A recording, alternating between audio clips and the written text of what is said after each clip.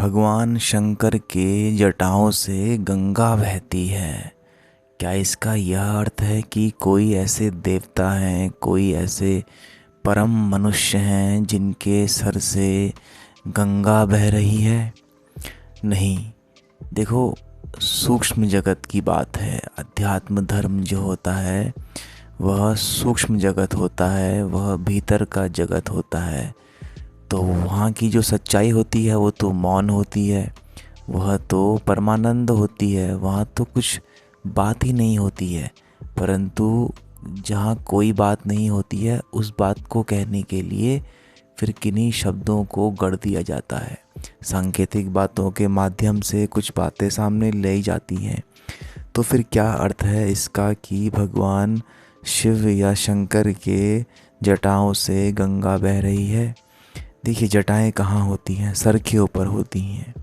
और गंगा का अर्थ है वो ज्ञान, वो बोध, जिसकी फिर एक अविरल धारा, जिसकी फिर एक ऐसी नदी बहती ही रहती है हमारे मस्तिष्क से, जिसमें लगातार ज्ञान ही प्रवाह होता रहता है।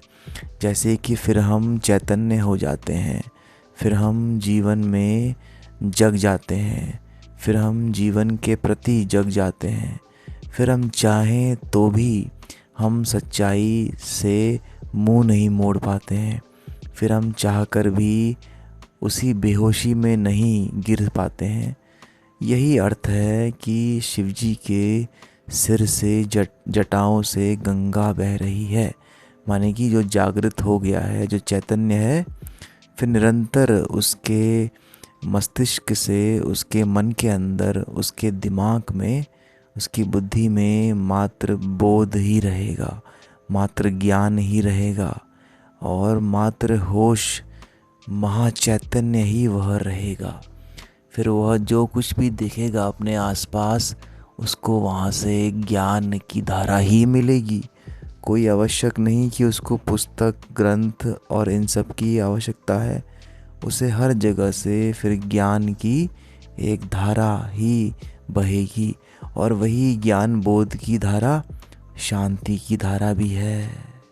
जैसे कि जल हमारी प्यास बुझाता है, वैसे ही जो वास्तविक ज्ञान होता है, जो ज्ञान भीतर से आता है, वह हमारी प्यास बुझाता है, वह हमारी अशांति को शांत कर जाता है।